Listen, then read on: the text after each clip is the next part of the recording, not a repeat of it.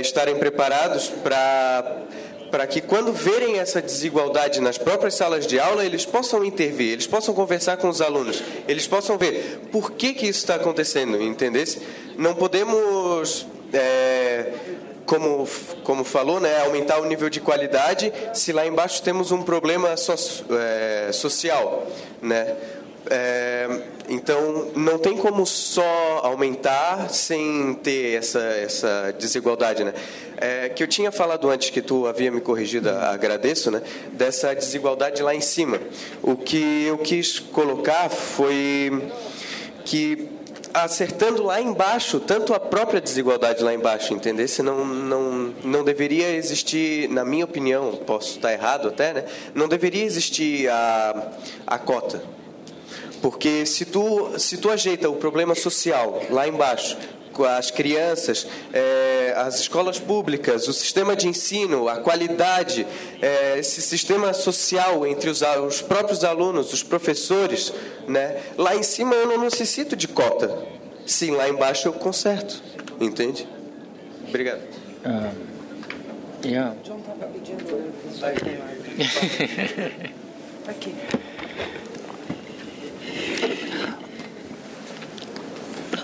Well, as we all know, quotas were basically made illegal in states a number of years ago.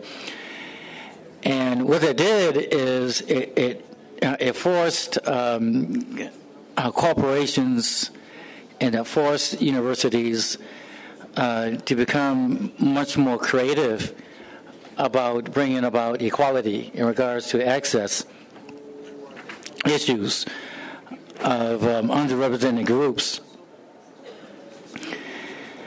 By the way, the whole history of quotas in affirmative action, at least in the United States, the reason why it was greatly opposed is because of the fact that, historically speaking, Jewish Americans have been subjected to quotas in the past and did not want to see that happen to African Americans and to Latinos and to women.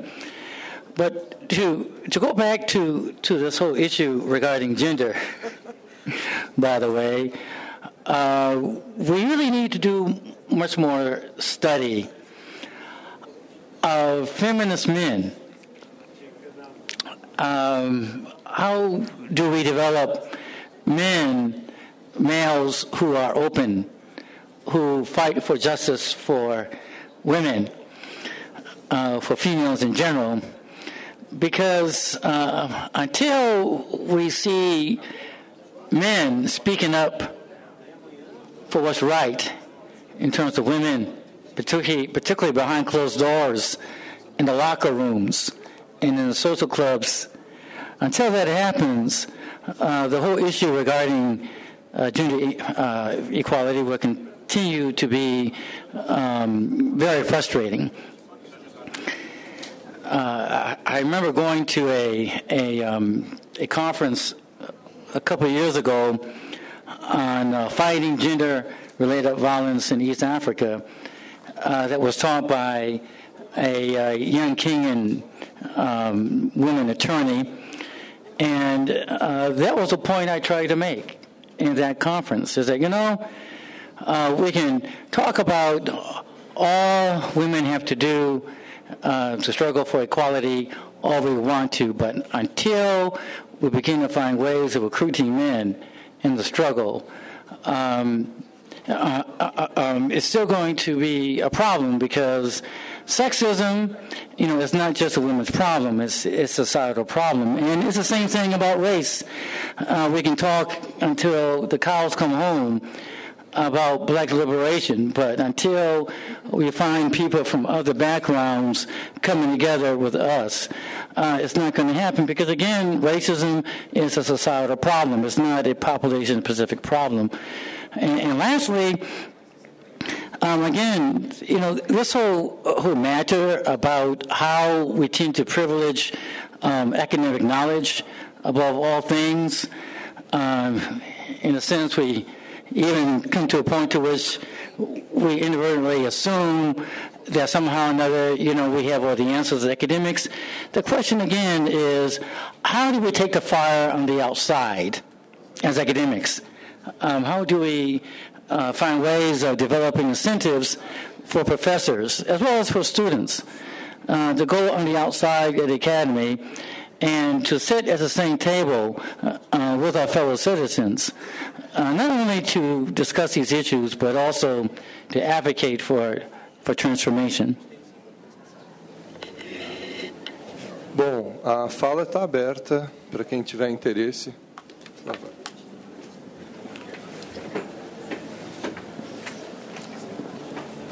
Boa tarde.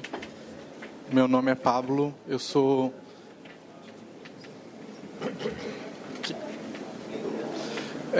aluno de jornalismo da Universidade Federal de Ouro Preto. E, bom, eu estava ouvindo tudo que estava sendo falado aqui e eu acho que a minha fala vai muito no sentido que o Rafael mesmo, certo? Estava falando, porque existe um debate muito grande lá que eu acho que se estende por parte da região onde a gente se encontra, que é a questão da diversidade no ensino, mas que parte de um outro entendimento do que é educação e que eu acho não acompanhei durante o tempo todo, então me perdoe se eu tiver perdido isso no início, mas que eu acho que ficou faltando aqui, que é um entendimento de educação que não passa só pela matemática, física, química, português, inglês, e seja lá o que for, mas que passa por uma educação que é proposta a partir de discussões e de entendimento e que é também entendida como a convivência entre pessoas brancas, negras, homens, mulheres, gays, lésbicas, enfim, transexuais, e que isso não acontece. E aí, pegando um pouco carona na fala do Rafael, não se resolve na universidade. Não se resolve depois de você ter anos de preconceitos criados na cabeça das pessoas, ou é muito mais difícil resolver isso dentro das universidades. É muito mais fácil resolver isso no maternal, na pré-escola. Se você tem é claro que seria o ideal que se começasse dali e continuasse, mas essas ações precisam acontecer nas universidades também, mas eu acho que o debate delas nas universidades ou da universidade para cima é um debate muito pouco eficaz, porque se ele acontece dela para baixo ou do maternal para cima, você tem uma sociedade que cresce aprendendo a lidar com as diferenças e que não são ou não tem que ser diferenças apenas de gênero, de raça ou cor, ou qualquer diferenças culturais que são colocadas. E, bom, é um pouco isso, sim.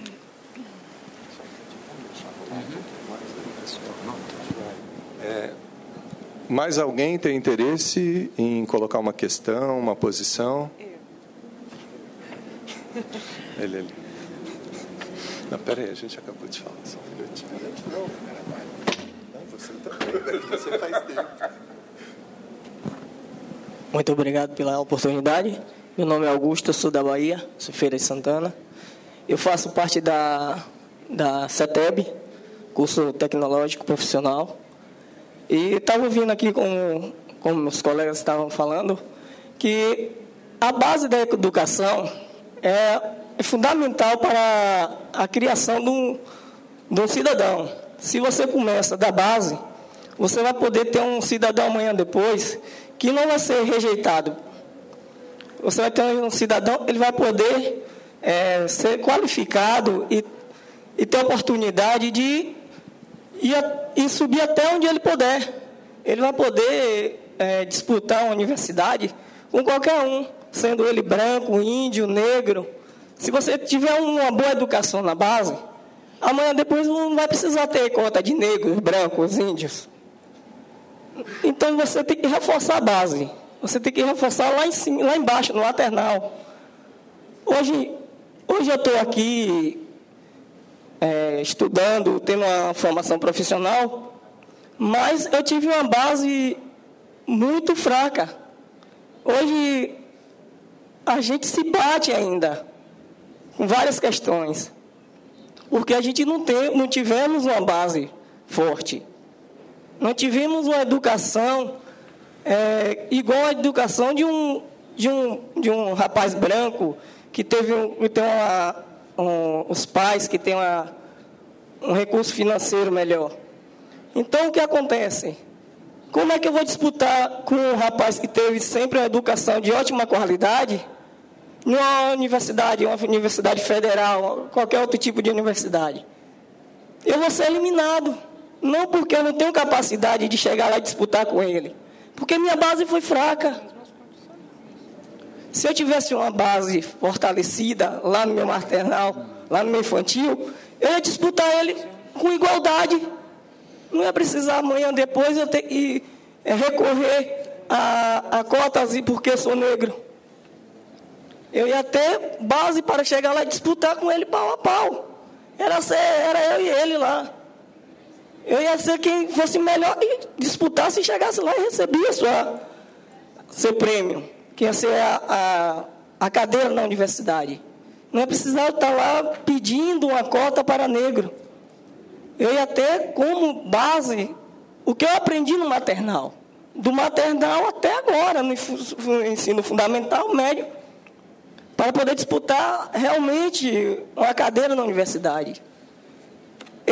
Os negros, os brancos, os índios, tínhamos que ter uma base igual, para que não precisarmos ter isso hoje em dia.